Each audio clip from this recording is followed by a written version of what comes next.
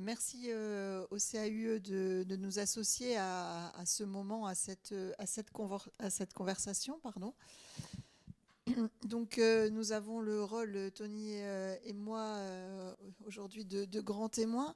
Donc ce qu'on vous propose, c'est tout d'abord de poser pardon, de poser un cadre un peu à ce bâti scolaire et puis de faire le lien entre ce que vient de dire Delphine, les enjeux sociétaux, les enjeux environnementaux, mais aussi la pédagogie qui est notre cœur de métier en tout cas. Donc je me présente, donc Delphine Gailleg, je suis inspectrice comme vous l'a dit Delphine. J'ai plusieurs casquettes au niveau du département. Donc j'ai en charge la vie scolaire. C'est quelque chose d'assez large, la vie scolaire. Mais dans cette vie scolaire, on retrouve principalement le climat scolaire. Et il y a un lien étroit entre le climat scolaire et justement l'environnement dans lequel évoluent les élèves.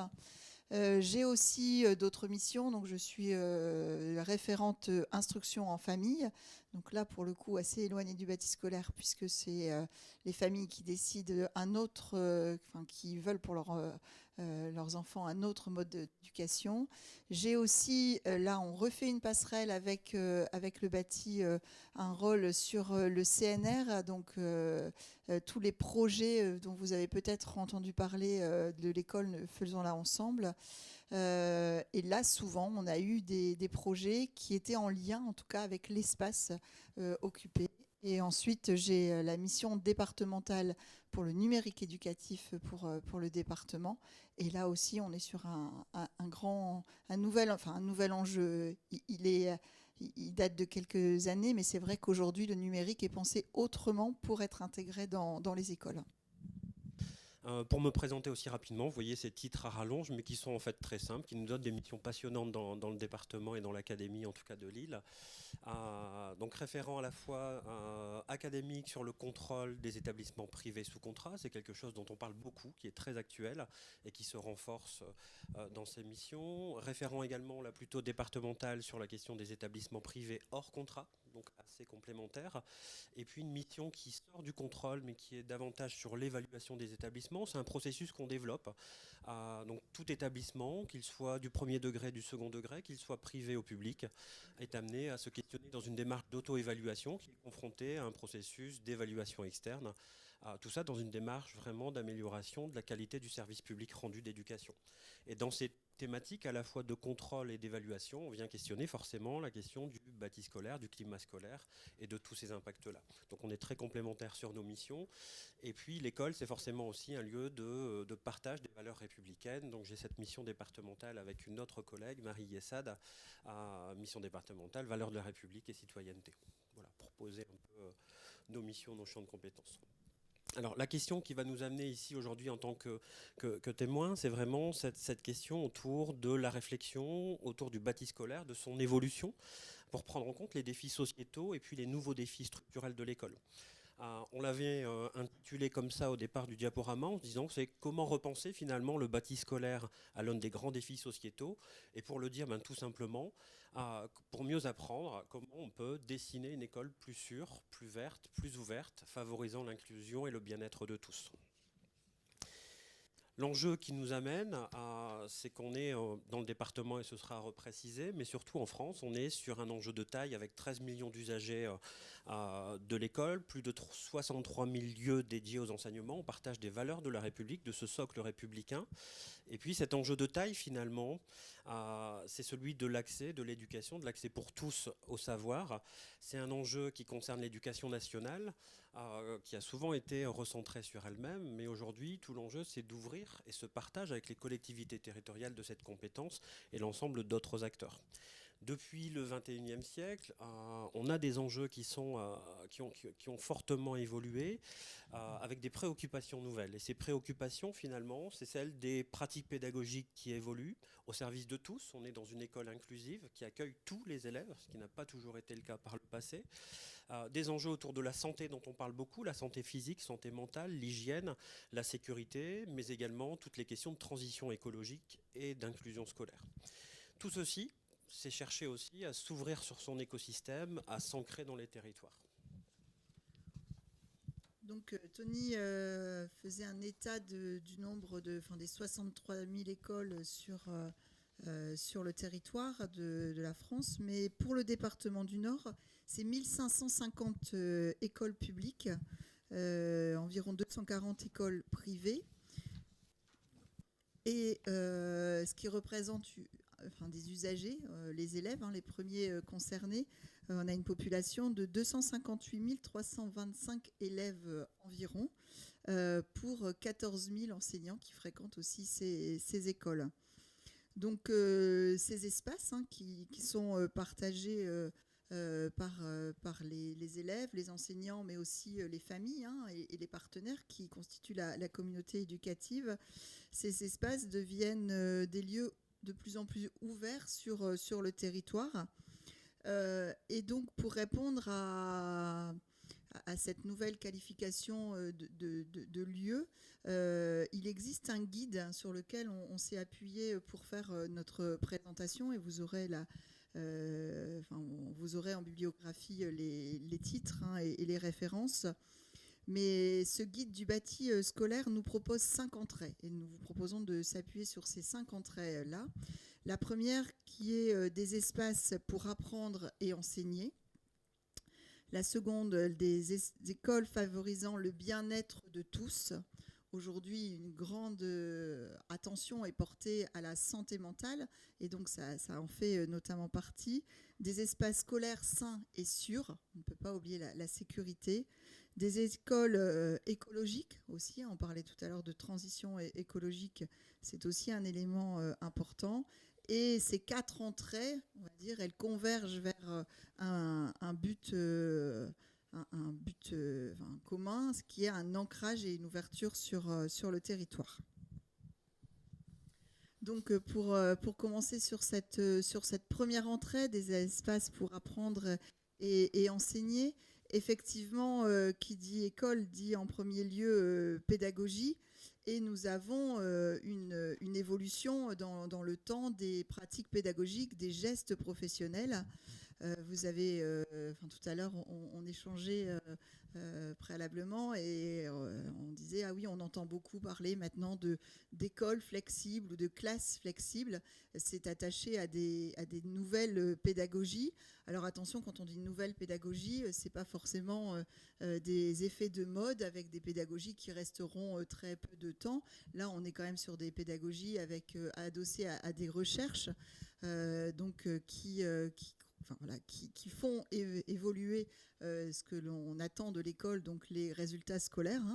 Et là, la question qu'on peut se poser, c'est comment prendre en compte les différents temps d'apprentissage de l'élève, que ces temps soient individuels, collectifs ou encore avec des espaces collaboratifs.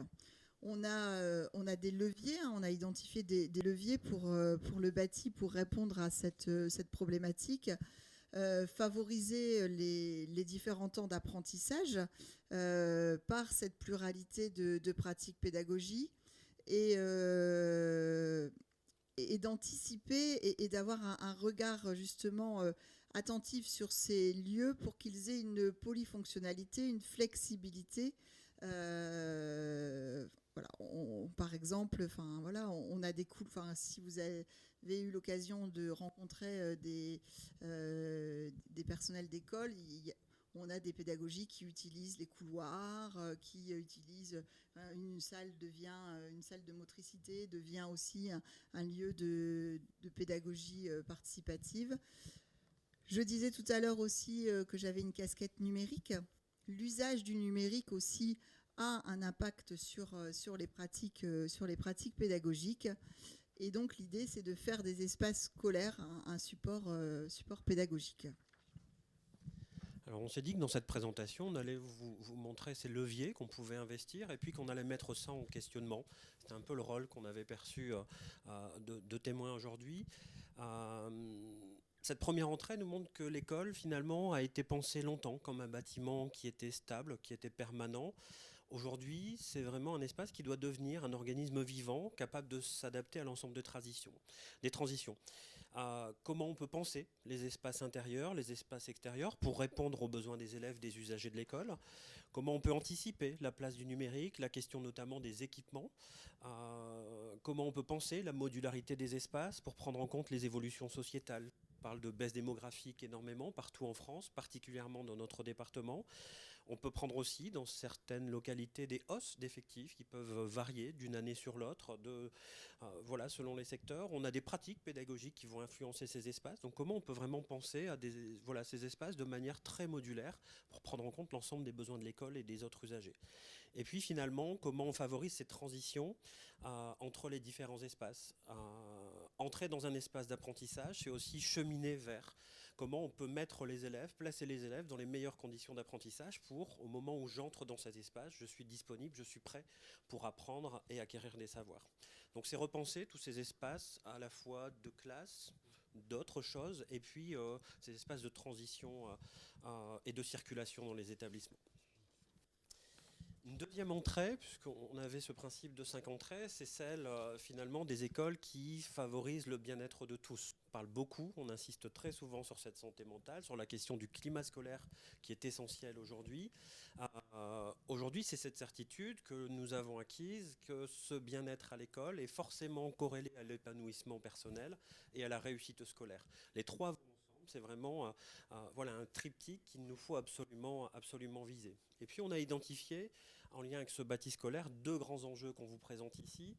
C'est comment on réfléchit aux espaces et aux équipements pour qu'ils soient correctement adaptés. On a des établissements aujourd'hui avec des superficies de classe qui sont très importantes, d'autres moins importantes. Comment on peut adapter ces espaces. Je pense à l'éducation prioritaire, où on est sur des classes dédoublées. Voilà, quand on est à 14-15 élèves par classe, est-ce qu'on a besoin de 80 mètres carrés ? Est-ce que ça influe sur les pratiques? Donc comment on peut réfléchir à ces espaces-là? Et puis le deuxième grand enjeu du bien-être, c'est prendre en compte tous les élèves. Donc ces principes de la grande école inclusive. Et on parle d'inclusion plus grand, dans un sens très très large finalement. On pense aux élèves en difficulté, mais l'inclusion c'est beaucoup plus que ça. Donc comment on peut répondre à l'ensemble de ces besoins? Comment on peut les identifier ensemble et puis les intégrer dans cette question du bâti scolaire? Alors les problématiques peut-être qu'on peut dégager sur cette entrée, c'est est-ce que aujourd'hui nos bâtiments scolaires permettent vraiment d'accompagner cette mutation? Je parlais tout à l'heure des couloirs transformés en espaces pédagogiques, des salles polyvalentes servant le sport, la culture et les apprentissages. Comment on peut concilier cette modularité des espaces et une identité architecturale aussi quand un projet est naissant, avec des points d'attention, bien sûr. Alors les points d'attention sont par exemple les cours de récréation, qui aujourd'hui sont, on leur reproche, ou en tout cas on a des recherches qui nous montrent qu'elles sont encore trop genrées, hein, avec les garçons qui occupent le centre et les filles qui occupent les bords, hein, qui sont sur le côté. On doit aussi avoir une attention quand on est sur des groupes scolaires entre les petits et les grands qui utilisent les mêmes espaces, dans le but d'apaiser le climat scolaire et de favoriser la socialisation de tous. Et puis, comme le disait Tony, un enjeu aussi auquel on doit répondre aujourd'hui, c'est les besoins d'une école inclusive. Comment on peut penser ces espaces, comment on peut anticiper les besoins des élèves aujourd'hui, soit générés par des situations de handicap, mais aussi pour des élèves avec des besoins particuliers tant au niveau du comportement que de besoins physiques.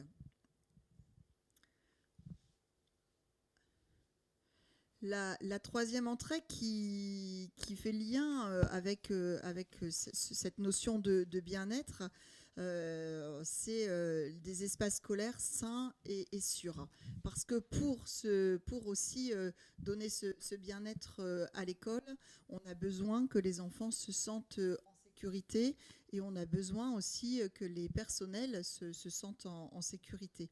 La mission première du directeur d'école, hein, dans les textes, c'est d'assurer la sécurité des personnels et des biens. Donc là, si on se focalise sur la sécurité des personnels, hein, et des élèves, pardon, excusez-moi, bien sûr, en premier, il y a les élèves, mais voilà, on a aujourd'hui des actualités qui nous amènent à cette sécurité renforcée, ou en tout cas qui nous amènent à nous poser de nouvelles questions. Mais notre but doit être l'épanouissement des élèves et de voir comment on peut y contribuer. On travaille beaucoup aujourd'hui à des rétex par rapport à des situations de crise qui peuvent aider ces rétex. Je pense qu'ils pourraient aider aussi dans les projets de rénovation ou de construction d'écoles. Alors quelques questions pour mettre en perspective ces enjeux-là. On est sur comment s'approprier ces espaces, parfois réhabilités au nouveau. Ça s'adresse aux élèves, comment développer ce sentiment d'appartenance mais sans renier sur la surveillance et puis la sécurité. On pense aux adultes de l'école. On est dans une conduite du changement. S'approprier des nouveaux locaux, c'est aussi prendre confiance, être rassuré. Donc comment on peut les aider dans cette prise en charge-là, l'accompagnement du changement de l'ensemble de ces pratiques, et puis toujours chercher à développer l'autonomie de l'ensemble de ces acteurs, la responsabilité de chacun. Dans cette logique-là, on est sur aussi cette réflexion qu'on doit avoir collective autour de la santé mentale des différents espaces, on l'a déjà dit, de la santé physique. On peut réfléchir aux qualités acoustiques, à la qualité de l'air, etc. Et puis surtout sur la question de l'entretien de ces bâtiments, parce qu'il y a le pendant, mais il y a l'après, comment ces bâtiments vont évoluer, comment on va les entretenir, quel choix on peut faire par rapport aux matériaux utilisés, par exemple, pour aller servir tous ces objectifs de sécurité-là. C'est une quatrième entrée qui est sur cette entrée écologique, qui là ne surprendra personne. C'est vraiment l'enjeu ici fondamental qui permet finalement de questionner le bâti scolaire. C'est cette question qui nous amène à réfléchir et à prendre davantage de liberté dans cette réflexion. Donc l'enjeu, il est autour de la réduction forcément des consommations énergétiques, c'est un enjeu très actuel, le recours à toutes les énergies renouvelables, le confort thermique et puis la végétalisation, notamment des cours de récréation et des espaces. À cet enjeu, on peut y ajouter une idée pédagogique en fait forte, c'est rendre visibles les efforts qui sont faits pour en faire un outil d'éducation. Voilà, je pense que là, par ce que l'école permet, ça peut devenir un outil important. Si l'école n'est pas un lieu démonstratif de la transition écologique, on peut se demander quel autre équipement pourrait l'être aussi bien. On accorde beaucoup de place au tri des déchets, aux jardins écologiques, les toits végétalisés, etc. Et comme je le disais en introduction, toutes ces entrées, tout ce que l'on vient de dire, doit trouver un ancrage territorial et participe à cette ouverture sur le territoire. Souvent, quand on discute avec les maires de communes, il y a bien cette idée que l'école est le cœur du village, que c'est le lieu de vie du village ou de la ville. Donc, on a vraiment un besoin d'ancrage. Les relations qui sont entretenues avec l'école et les partenaires autour de l'école sont importantes. Et donc, ce sont des projets qui doivent être co-construits et en tout cas co-réfléchis. Nous, on pense, on en a discuté tout à l'heure, que l'idéal est d'associer le maximum de personnes dès la naissance du projet, même si ça peut conduire à parfois des tensions, mais en tout cas que chacun comprenne les intentions de chacun. On est dans une école finalement qui s'ouvre qui s'ouvre au-delà des horaires scolaires, qui s'ouvre avant l'école, après l'école, le mercredi, pendant les vacances scolaires. Comment on fait pour mutualiser? Comment on mutualise? Qu'est-ce qu'on mutualise? Pourquoi on va mutualiser ces espaces? Avec qui on va le faire? Et puis finalement, c'est toute cette question de la concertation de l'ensemble des acteurs. Si on veut que tout le monde vive heureux finalement et poursuive ses objectifs en lien avec les besoins des élèves, comment on mène une concertation dès le départ du projet, dès l'embryon du projet, et puis comment on entretient cette concertation, y compris après finalement, pour que tous les acteurs s'y retrouvent. À partir de ces 5 entrées, on s'est dit qu'on avait peut-être quelques défis et puis des tensions qu'on aurait pu mettre en questionnement, qui serviront peut-être aussi les échanges que nous aurons. C'est la question des budgets, forcément. Dans les temps actuels, la question des budgets est très centrale. Et puis les coûts de fonctionnement. C'est bien d'avoir un nouvel équipement, d'avoir un espace rénové, mais derrière, il y a aussi la question de comment, quel coût ça aura finalement pour la collectivité en termes de fonctionnement. La question de la maintenance, c'est aussi des questions très centrales. Les enseignants vont souvent revenir vers les collectivités sur cette maintenance, sur la durabilité des matériaux utilisés, et on a parfois des surprises bonnes ou moins bonnes. La question de l'adaptabilité qu'on a souvent ici soulevée vis-à-vis de la permanence, c'est qu'est-ce qu'on garde, qu'est-ce qui est efficace, et puis qu'est-ce qui doit évoluer, qu'est-ce qui doit s'adapter pour prendre en compte les nouveaux enjeux. Et puis bien entendu, nous sommes dans un monde aussi de contraintes réglementaires, donc il y a des choses, des textes, des lois qui s'imposent à nous, et puis des attentes pédagogiques. Et comment on peut faire se rencontrer finalement ces deux contraintes-là qui sont potentiellement en tension, mais qui sont des forces finalement. Voilà, donc on arrive au terme de notre présentation. Tous les points d'attention et les leviers que nous avons présentés peuvent converger vers, on a identifié 4 questions auxquelles les panoramas répondront sans doute en partie, ou nous amèneront à questionner d'autant plus. Donc comment repenser la place de l'école au-delà de la classe? Quelle flexibilité structurelle prévoir? L'équilibre entre sécurité et ouverture? Et puis, pour finir, quelle gouvernance locale pour co-construire?